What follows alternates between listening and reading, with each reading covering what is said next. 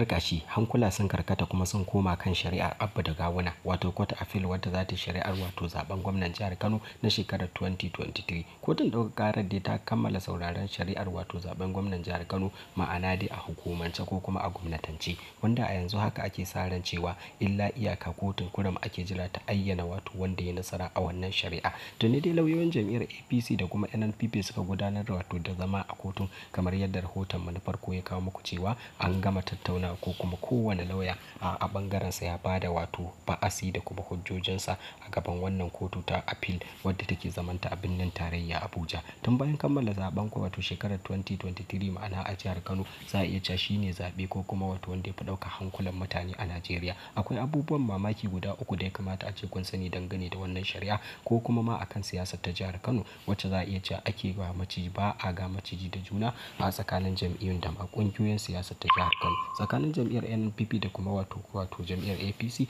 bangaren ƙungiyoyi kuma guda biyu Kwankwasiya da Gandujiya wanda duka manya-manyan jigajigan 'yan siyasar nan wato Rabi Musa Kwankwaso da kuma wato Abdullahi Umar Ganduje suka bari kuma suka tabbatar da cewa sun kafa waɗannan ƙungiyoyi kuma tunda suka bar su wato da hayaniya a cikinsu duk da yake dai ana yaba ma injiniya da Rabi Musa Kwankwaso wajen wato nuna abubuwan alkhairinsa da kuma yadda ake ganin cewa abin da Ganduje ya masa tamkar wani butulci ne a siyasa.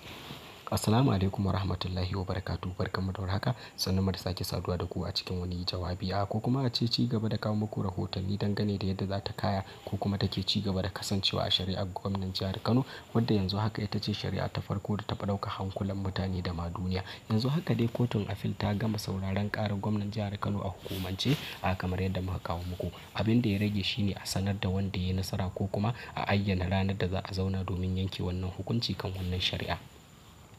A takaice dai yanzu yana nufin da to cewa alƙalan da za su yanke wannan shari'a tuni dai sun zauna kuma sun tsara yadda hukuncin zai kasance domin kuwa a yanzu haka dukkan wasu hujjoji da wasu kundaye da ya kamata a ce an gabatar ma ita wannan kotu ta appeal tuni dai an gabatar mata da waɗannan hujjoji kuma yanzu haka abin da ya rage shi ne a jira hukuncin su waɗannan alƙalai. Duk da yake dai da dama daga cikin 'yan siyasa da ma masu sharhi kan al'amuran yau da kullum na hasashen cewa Abba na iya yin nasara a wannan shari'a duba da yadda aka zabge masa ƙuri'u sama da 160 ba tare da hujja ba. Yanzu haka dai mu'amalar da ake ta yi da kuma wato muhawara da wasu manya-manyan 'yan siyasa da lauyoyi masu zaman kansu ke yi shine babu wata hujja da za a cire maka ƙuri'a sama da 160 ba tare da an nuna inda aka samu akasin ba. A ƙarshe kuma an ayyana cewa wato kotun farko wato tribunal court ta jihar Kano da ta yi wancan hukunci ba ta da hurumin cire ma Abba Kabir Yusuf wato ƙuri'u. Dole ne masu hurumin cire ƙuri'u su ne hukumar zaɓe INEC sannan kuma Abba ba shi ne buga waɗancan takardu da hannunsa ba hukumar zaɓe ce ta buga.